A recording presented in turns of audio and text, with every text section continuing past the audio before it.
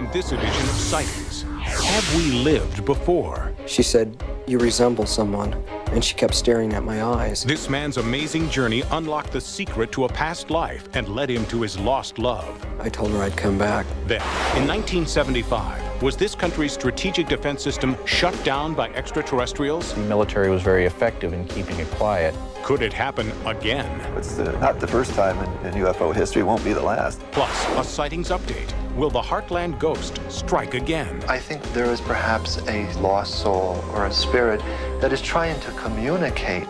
Later, they risk their lives while in an altered state of consciousness. It's dangerous, there's death there. And survivors of near-death experiences share a special message. I'm not afraid to die, that's for sure.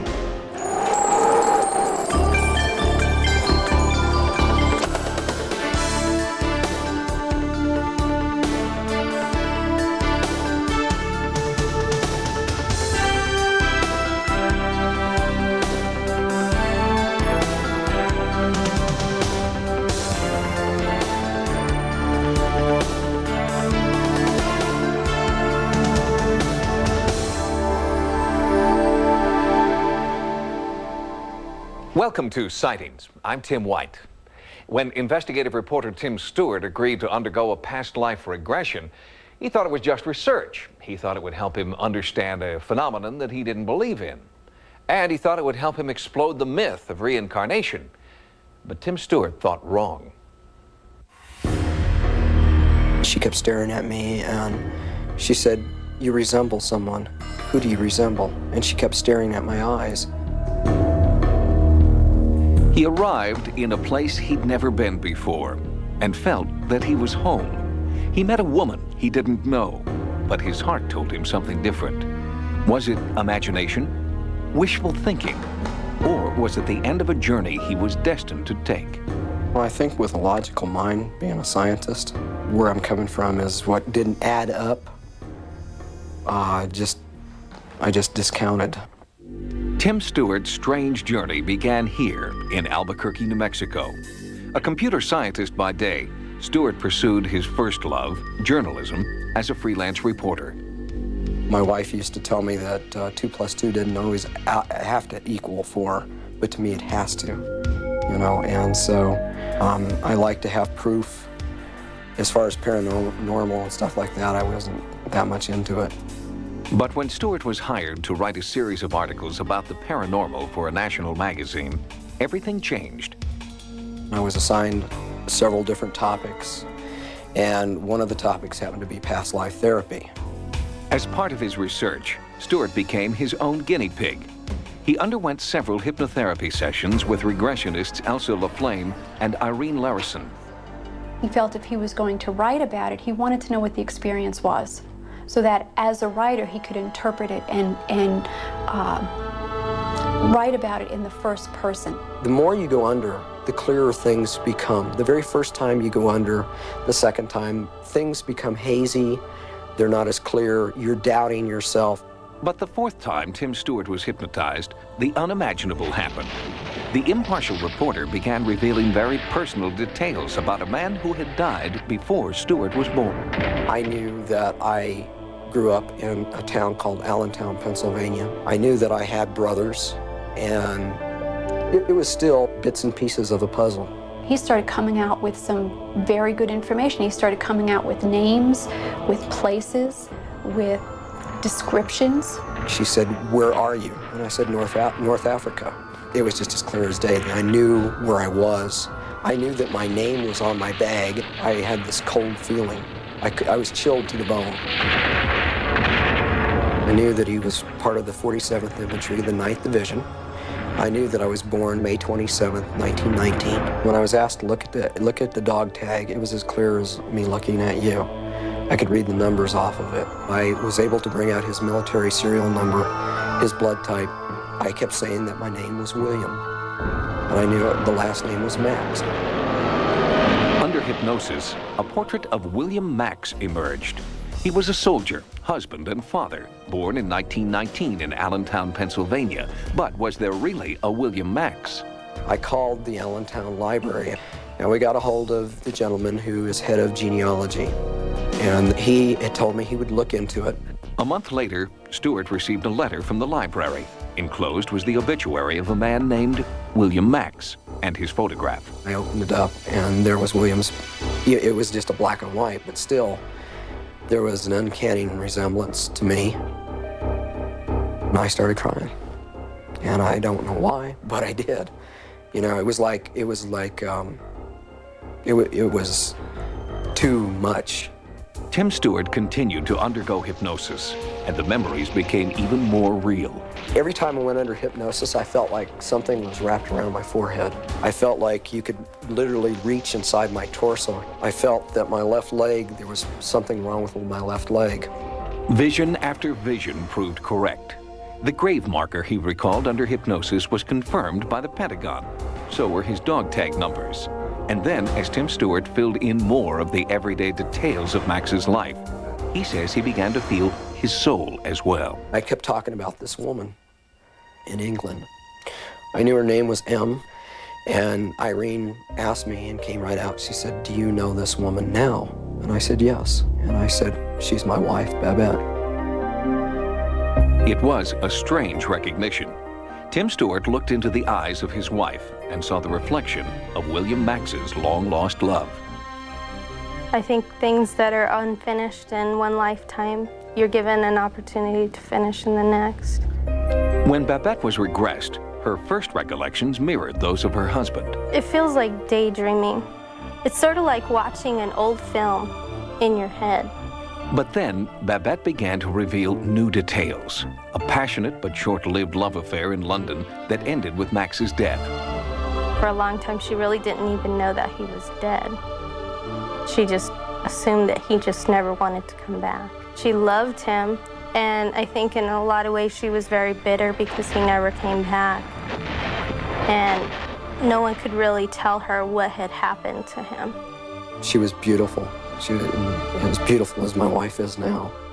And she just, the eyes is what it is. It's the eyes, I guess. Babette also recalled a name, Emily Ellison. Tim Stewart discovered that there was an Emily Ellison who had lived in London, the daughter of a prominent family.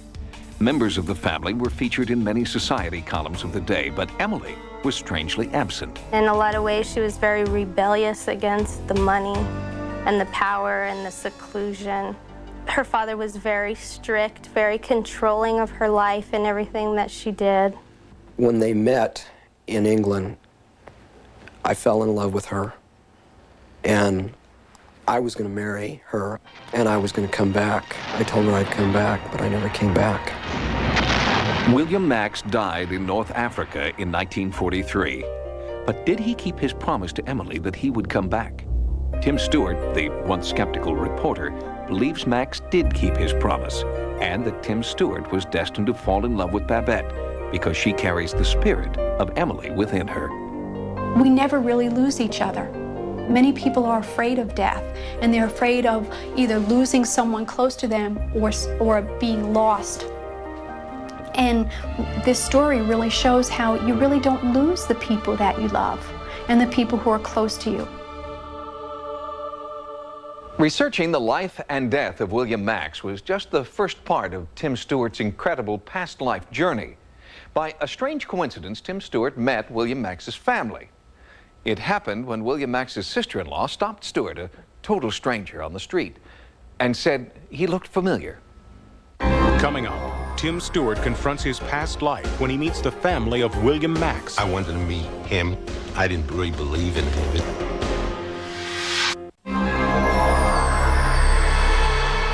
After his past life regression, skeptical reporter Tim Stewart was still a reporter. But he was also a believer. He fully accepted the fact that he was the reincarnation of a man named William Max.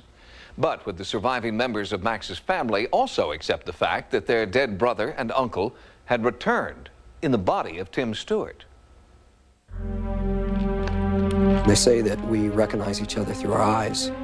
Our eyes are the window to the soul. And Babette, whenever I'm hurting or I don't feel right, if she just looks me straight in the eyes, it's wiped away. Tim and Babette believe their love is eternal, that they continue the love William and Emily could not finish. Every Christmas, under the Christmas tree, there's always a present from William to M and from M to William. Last year, it was something as inexpensive as, I think, a 75-cent English coin that dated 1943. And it had to be something to link to that life. Babette's past life is only one link in a chain of strange events that culminated in Tim Stewart's visit to Max's hometown in Pennsylvania. He hadn't been in Allentown since he was 4 years old. I went back for a funeral, and I mean, probably would have never went back to Pennsylvania, but Uncle Charlie happened to be one of my very favorite uncles. And I was with another aunt and uncle, and we were in the car right behind the hearse, and we happened to pass over a railroad track. As soon as we got to the railroad tracks, Tim said, "This seems like I've been here before." He says, "I really feel like I've been here." Tim had to get out of the car. Someone or something was pulling him in strange directions. It was like, literally the hair on the back of my neck stood on end. With an unsettling mixture of fear and déjà vu, Tim Stewart rejoined his family and met a momentary stranger. We had a funeral that day, and Bernice brought Tim and introduced me to him. And when I first saw him, I looked at him and I said, "You remind me of someone that I know." And I said, "Well, my father's name is so-and-so, my mother's name," and I gave her, she says, "No. I think he reminded me of William from the eyes, the forehead, and the hairline. At the time, I didn't put it together. And then she introduced herself as Thelma Max. And at that point, I asked her, was she related to William? And she said, yes, I was his sister-in-law. Thelma Max is the widow of Jerome Max, William's eldest brother. She and her children are the last surviving members of the Max family. They approached Tim Stewart with skepticism. Tim told us the story of what he had been working on, and I still didn't believe it. I didn't believe it. But Thelma and her children agreed to take Stewart to the Max family plot. On the way, they quizzed him and challenged his knowledge of the family. They kept asking me about William's mother. I could never picture her, but I would picture these long, slender windows with lacy curtains blowing away from them. That's where their mother had died, up in that room, where Tim saw the curtains blowing in. While he was in Allentown, Tim Stewart retraced the path of William Max's life. He went to his boyhood home, the place where he worked, the railroad tracks where he used to wander. The doors just started opening up when the word got out in Allentown when I was back there. I heard about this reincarnation coming back as Billy Max, and I wanted to meet him. I stood up, and he walks over, and he keeps looking at me and looking at me in the eyes. And he says, well, I got to admit, he says, you look and you stand like William. Prove it to me. I didn't really believe in any of it. He says, well, you know, he says, if you really were William, there is one thing that he told only one person. I asked the question, what it was the last thing that Billy ever said before he left, when he left the United States. And I said, stop right there. And he said, what? And I said, I can tell you what it is. In 1940, I had a dream that if I went into the service and I shipped overseas, I would never make it home. I'd be killed. And the man went from sitting this way, leaning back, and turned as white as a ghost. I got goose pimples, to be honest with you. And I'm not saying I believe in it, and I'm not saying I don't believe in it. I don't know why I know the things that I know. I mean, it's not something, even to this day, I've met the family and everything, but the only way to know is to die. I mean, that's the only guaranteed way of knowing. Do you feel a special bond to Allentown? Something here? Every time I've been back here, there's certain things and certain geographical areas that are really... With time and growing trust, the Maxes have come to accept Tim Stewart as one of the family. Good, how you been? I think people form love relationships that they continue, the love bonds that they have with family members, and they continue to try to develop those relationships over a period of lifetimes. And I think that's definitely true for Tim. It was not a coincidence he went to Allentown. I don't believe in coincidences. I really believe that the energies tend to move us where we need to be. Psychologist and regression therapist Betty Binder believes Tim Stewart was brought to Allentown to bring closure to a life cut short. An individual who died in World War II, came back very quickly, and has a strong desire to complete something or find somebody. Babette thinks she knows who William Max is trying to find. During her regressions, Babette has seen Emily with a baby. I thought that they had had a child together and that he had never known that the child existed. It also came out during one of my regressions that she had died before the child was very old. Was a son, and she called him David. If there was a David, his father and mother were dead before he was 1. Where this war orphan is 50 years later is one mystery Stewart can't solve. My gut feeling is if the child made it through the war, that more than likely he's alive and well, probably living in England. Tim Stewart continues to use his reporter's instincts to search for clues about David, the son that would be older than he is. I guess there's sort of a fear to find this person and be rejected by them. On the same hand, there's like a nurturing aspect where you want to find them to make sure they're okay. What started as just another job, one more magazine article to write, has become a lifelong quest. Tim Stewart feels he must find William Max's child. William Max is as much a part of my soul as I will be when I pass on, and those two people merge. Tim Stewart continues to search for his son from a past life. The child, first named David, was born in Devonshire, England, and would be in his 50s today. He may have been adopted. His birth mother, who died in the late 40s, was Marion M. Ellison. His birth father was William Max. Next, will paranormal researchers find an answer to the Heartland mysteries? With further investigation, we have a good opportunity to solve this mystery, yes. She scares the living daylights out of me. For almost 1 full year, Sightings has conducted an ongoing investigation into unprecedented haunting activity inside one unassuming house in America's heartland. We've heard from many viewers who have intriguing theories about the source of the haunting activity. So, armed with your recommendations, we now return to the house. Sally, stop it. Look, one's starting to bleed. Oh, why don't you sit down? There's a little girl that's standing right there. Sally? Is that your name, Sally? MC. Yeah, we've got a new scratch. There's an entity in this room right now. No doubt in my mind. Something is burning my face, like right now. Whoa! In full view of 8 witnesses. So you physically felt that? Yeah, that hurt. After our last visit there, I became more convinced that this phenomena was legitimate, that there was something really going on. One of the most unique elements are the scratches, of course. I've been there, I've witnessed them happening while I was observing him. It's the story Sightings viewers can't stop talking about, especially those strange bleeding scratches. Parapsychologist Carrie Gaynor responds to your suggestions that the bleeding scratches could have a medical rather than a paranormal explanation. I've been researching a skin condition called dermatographism, and what that is a person can scratch himself and nothing will show up until about 10 or 15 minutes later. And this is very interesting in light of the way this phenomenon is occurring in this case. The references that I've looked at so far do not include bleeding with this skin condition, and certainly in this case, there have been bleeding scratch marks. So this doesn't seem to be a very good explanation for what's going on in this case. Many viewers also wanted to know more about the child entity known as Sally. Sightings was chastised for overlooking a religious explanation, so our team now includes Franciscan monk Father Ed Anthony. I would not consider Heartland to be an extreme case. I don't think there's demonic possessions going on.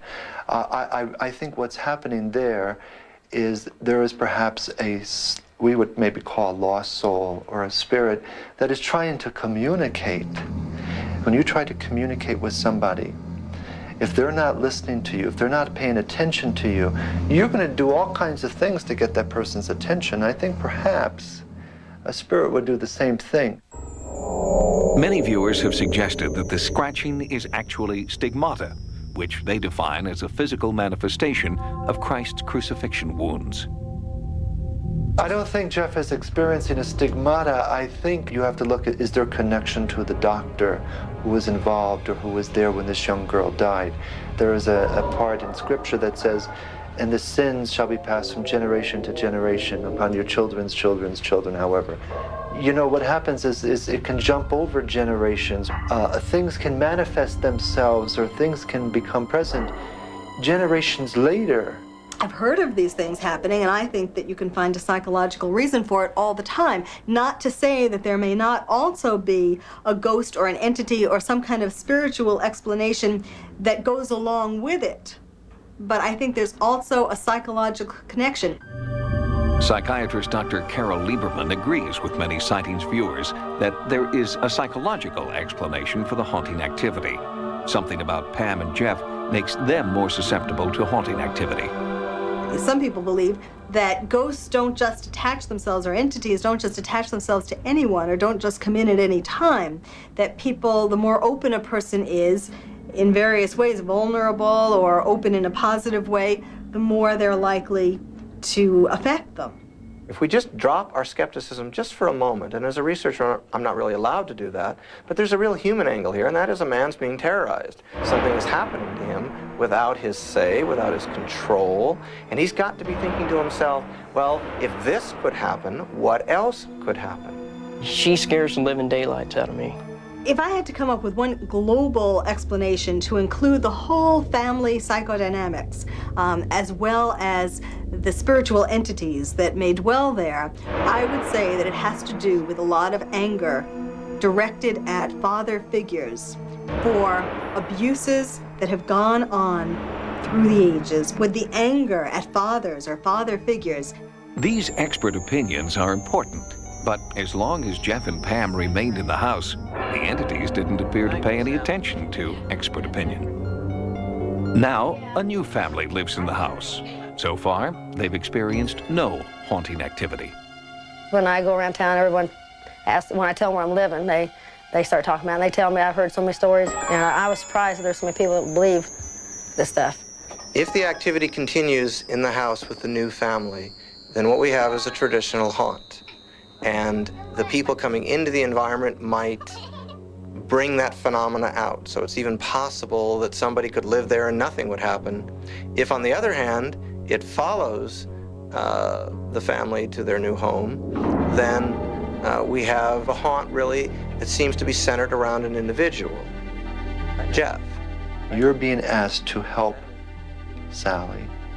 The danger sometimes comes in, I think, with things like this, when we refuse to do that. You asked me earlier if there is any physical possibility of any physical danger or harm. I think there could be. With further investigation, we have a good opportunity to solve this mystery, yes. I think we have a pretty good chance. While the house is quiet now, both Carrie Gaynor and psychic Peter James believe there are two spirits, one good and one bad. There is also reason to believe that Sally, the so-called bad spirit, may have followed the former residents to their new house. We'll keep you updated. Coming up, did extraterrestrials sabotage U.S. missile sites? An object managed to change the tracking numbers on the missile. Then, altered states of consciousness may keep them alive. And later, back from the dead with messages of hope. Sightings has in its possession authenticated Defense Department memoranda, which state in no uncertain terms that military personnel sighted UFOs over 3 different nuclear weapons storage facilities in 1975. At least one missile was compromised by what one DoD memo describes as clear intent. Ufologists believe that the damage was much more extensive and that our entire nuclear arsenal could have been the victim of extraterrestrial sabotage. In the 1960s and 70s, these images of a vast underground security network allowed America to sleep at night. A security blanket of nuclear weaponry, poised at the ready. But in the fall of 1975, someone, or something, tampered with our nuclear capability. Supposedly infallible systems were incapacitated. An unknown force was at work. Military personnel observed it, but could not stop it. Security was breached at 3 U.S. nuclear installations. At each base, eyewitnesses reported seeing unidentified craft hovering above nuclear storage facilities. The speed it took off with, I've seen F-16s fly high rates of speed. And this was here and gone from a dead still hover. One of the installations was here, Wurtsmith Air Force Base in Oscoda, Michigan. The base is closed now, but in 1975, it was on 24-hour alert, armed and ready for a nuclear strike. In October of that year, the practiced routine was suddenly shattered by an alarm. Radar was picking up an unidentified craft advancing toward the base at a high rate of speed. This was not a drill. This is Top Rock with an expedite scramble. Authentication time is 1906. Scramble. Roger that. On radar, the UFO appeared to be closing in fast, but jet interceptors could not locate any aircraft in the area. Author Barry Greenwood has spent nearly 20 years researching the 1975 incident. There were at least a dozen U.S. and Canadian military bases that were overflown during a 3-week period in 1975. According to this Defense Department memorandum, military personnel filed official sightings reports after visual and radar contact was established. In each case, the UFO appeared to be headed directly for nuclear weapons storage facilities. The person writing the report stated that when one object came low over a weapons storage area, that it appeared to demonstrate a clear intent over this area, meaning it seemed to have intelligence. We've spoken to a number of eyewitnesses involved in the 75 incidents. They are all emphatic that what was seen was certainly not conventional aircraft. One of the eyewitnesses to the Wurtsmith incident was civilian aircraft mechanic Rick Eberhardt. In 1975, he lived directly across from Wurtsmith's main gate. One evening I went to bed approximately 1 o'clock. I was awakened in the morning by a bright, glowing orange colored light that was coming in through our sliding glass doors. Bright orange, glowing orange, fluorescent orange. I don't think I've ever seen an orange that bright in my life. It lit up my house on the inside like we had the lights on. So I got up to investigate, went to the sliding room doors, looked out over the creek. There was a large, glowing orange oval-shaped object. To me, it looked like it was probably about 2 to 3 football field lengths long and a good couple wide. It hovered over there for, I'd say, good 3 to 4 minutes. And at that time, it sped off at a high rate of speed, heading away from the air base. I was scared. There was fear running through me, and I couldn't believe what I had seen. Eberhardt's testimony is important because military eyewitnesses will not talk on the record. It's very difficult to find military witnesses because they're, at the time, covered by regulations. They certainly cannot take a story like a UFO sighting and go running to the press with it. And I decided, along with several other researchers, to file Freedom of Information requests with the Pentagon, with the Air Force, with the bases involved to find out if there was some documentation as to what was occurring over these bases. And the Pentagon had advised the bases to invoke a Security Option 3 alert. According to this Air Force document, the high-level security alert was ordered because, quote, penetration of sensitive areas during the hours of darkness have prompted the implementation of Security Option 3 at our northern tier bases, unquote. Sightings had occurred at Malmstrom, Wurtsmith, and Loring Air Force bases. The reason this is so significant and interesting is that they seem to be focused on atomic weapons and some mysterious objects, which they call mystery helicopters. Some kind of unidentified objects were seen and tracked on radar flying around in areas where they had no business being. In fact, these bases, because of what they stood for, they were our massive retaliation capability, and therefore they were very high security bases with usually security police and guard dogs, barbed wire, alarm systems, all kinds of things that made them very highly secure bases. And that's why this is so significant, that whatever this was flying around could just penetrate all these defenses at will. Timothy Good is the author of Above Top Secret. He believes the extent of the UFO invasion was far greater than the 3 incidents reported by the Air Force. According to some researchers, and some people who have come forward, there were several occasions when UFOs hovered over the nuclear missile silos when it was shown on the control panel that the missile would not have been able to have been launched. Could UFOs invade and neutralize America's missile launch capability?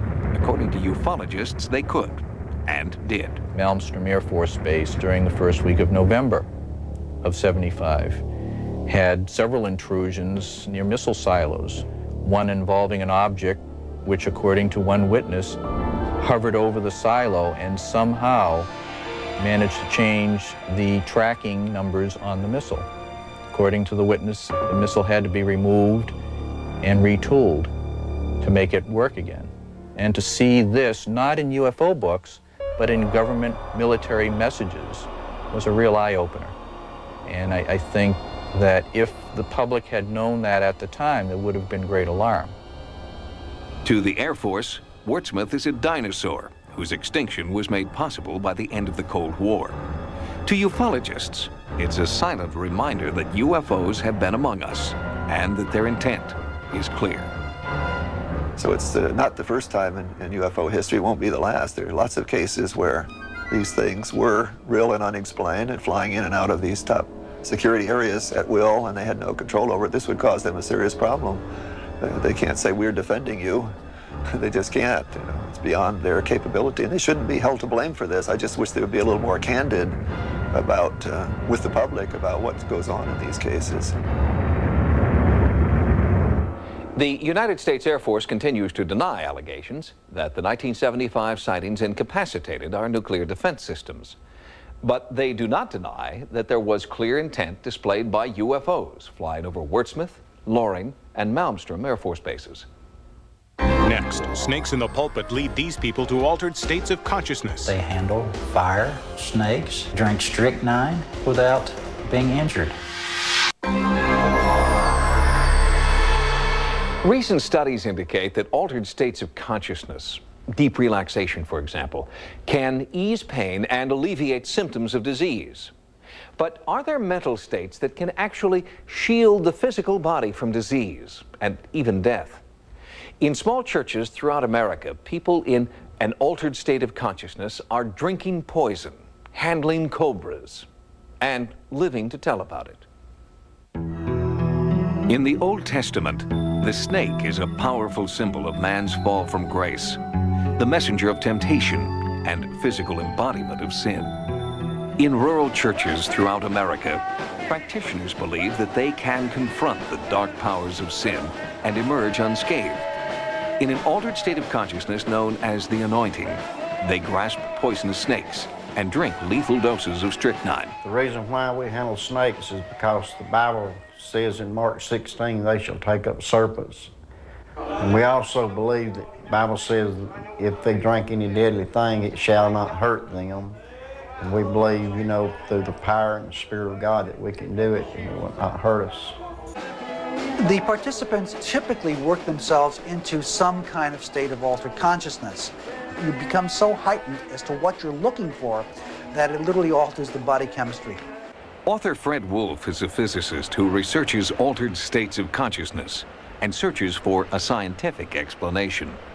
If you're doing something very extraordinary, I believe that there will be a change in your body chemistry, there will be a change in your neurophysiology, there will be a change in the way your brain is functioning, over and beyond the normal way that your brain would function.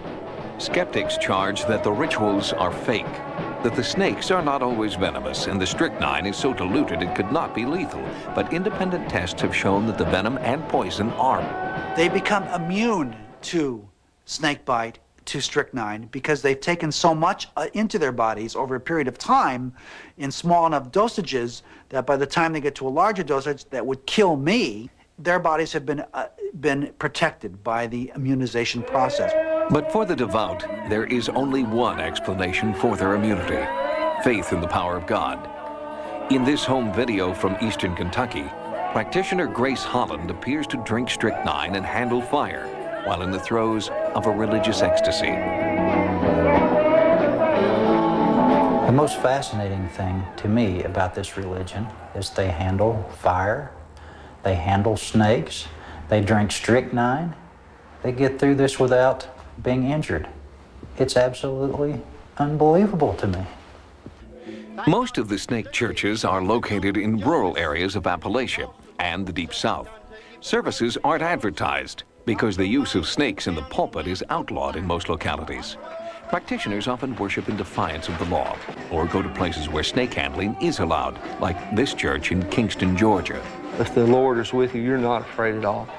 When I get the sensation to pick up a serpent, it's just, you can feel it go right through your hands and out your feet. I mean, it's wonderful. It's a protecting spirit that you feel all about you. Religious historian David Kimbrough has researched the practices of Pentecostal snake handling churches for 10 years. Snake handling is extremely dangerous. Since I've been doing my research and studying this movement since 1910, I have found 73 deaths by snake bite, 5 additional deaths by people drinking strychnine. So I think that tells the story that it's a very dangerous concept. When you reach in that box, you know that you can be taken out of this world. Primarily we use copperheads and cottonmouths and rattlesnakes, and occasionally we get cobras and coral snakes too. And the most dangerous, I would say, would be the rattlesnake. Obviously, this is a very dangerous practice, and we don't encourage nobody to do it, you know. As a matter of fact, we discourage you to do it unless you're anointed by the Spirit of God. I'm very fearful of snakes, but when the anointing's on me, it don't bother me one bit to pick them up. You ain't got the Lord in you, you better leave it alone. And it's dangerous, there's death there.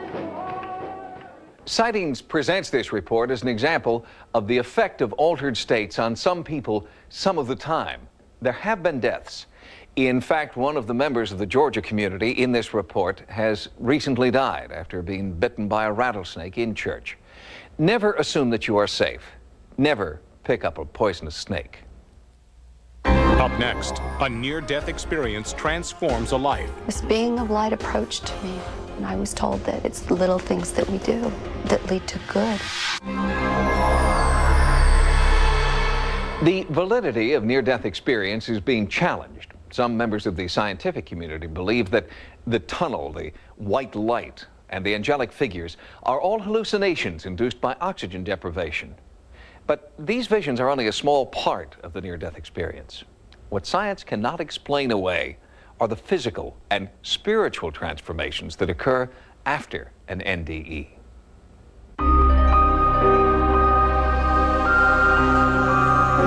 They claim to have walked through the invisible door between this world and the next and have glimpsed life after death.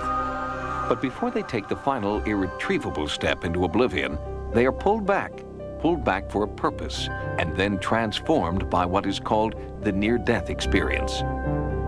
Before I had the near-death experience, I was not a good person at all. I was fearful, materialistic. I was a high-pressure guy after a lot of bucks. I was just lost. I was totally depressed, totally sick, couldn't put one foot in front of the other. Sandy Green fell into a deep depression after her husband of 26 years asked for a divorce. Shortly after, she was diagnosed with cancer. It was during radiation treatment that she had her NDE. My angels took me out into the white light. It just pulsated with the brightest light, and it was love. It was pulsating love. The nice thing I remember is there was no pain. I received the energies and the knowledge and the help to learn how to become well if I wanted to go back and learn how to save my life and then teach others how to do it. I would have a loving life again. And boy, is that powerful for a person like me who lost everything. Sandy was transformed emotionally and physically. Working with Orlando's Getting Well program, she beat her cancer. Anger stops my creativity. It actually increases my tumor markers. Her physician, Dr. Peter Goulden, has charted Sandy's remarkable recovery. When we see that happen, we try to pin that down by something we've done as the profession. Was it that radiation that we gave?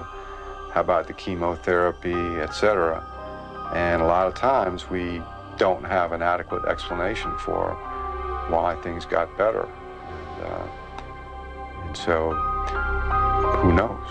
Sandy has returned to her nursing career with a new mission. She is the founder of Hope and Recovery, a program which provides home care for cancer patients. I try to sell them on the adventure because mine has been an adventure, not the trials and tribulations of cancer, but my adventure. Hope is believing that anything is possible. Hope was not a word in Angie Fenimore's vocabulary when she had her NDE after a failed suicide attempt. I really had some feelings of self-doubt, thought I was a bad mother and a bad wife, and I decided I was just going to end my life, but I had no other choice. Angie took an overdose of pills and slit her wrists to end the pain, but there was no comfort in death. I started looking around for a tunnel of light like I'd, heard about, and there was nothing there except for darkness. And I heard the words, "Is this what you really want?" And in the time that it took for me to hear those words, this being of light approached me. I was filled with truths and with pure knowledge, pure understanding of how life works. And I was told that it's the little things that we do that lead to good and light in the world. After my near-death experience, I could see clearly how I had created the problems in my life and quite easily how they could be avoided. For Angie, the experience revealed one supreme truth that transformed her life: the overwhelming power of love. Not love in the usual personal sense, but a kind of universal love. It's easy to understand why people speak in this way, though, because it's exactly that they feel filled with during their NDE, and they can't help radiating it afterward. But that's it, it's love. It was just that love and serenity, just I can't put it in words what it was like, but it was beautiful. Dee Wagner was a heroin addict and an unfit mother, according to the court that took her daughter away. But then Dee had an NDE. Before her near-death experience, my mom had no respect for herself. She was into her partying and her drugs and her dealing, and it was more like I was the parent in our relationship. I always took care of my mom. After my mom's near-death experience, she turned into a person that's loving and caring and has respect for people and herself. I have a relationship with Tanya again, and it's a pretty good relationship. People that know me say that I'm different as night and day, made a 180-degree turnaround. And I'm not afraid to die, that's for sure, because I got to get a glimpse of where I would be going. And I'm glad I have a second chance, because when I do go, I'll be going clean and sober. Sandy, Angie, and Dee continue to spread their message of universal love. They believe that everyone is capable of personal transformations without having to endure a near-death experience. Sightings has expanded its America Online area. Keyword Sightings when you log on for access to Sightings stories, images, and events. To subscribe to America Online, call 1-800-591-3344. And you can still reach Sightings 24 hours a day at 1-900-933-7444. Until next time, remember, no mystery is closed to an open mind. For Sightings, I'm Tim White.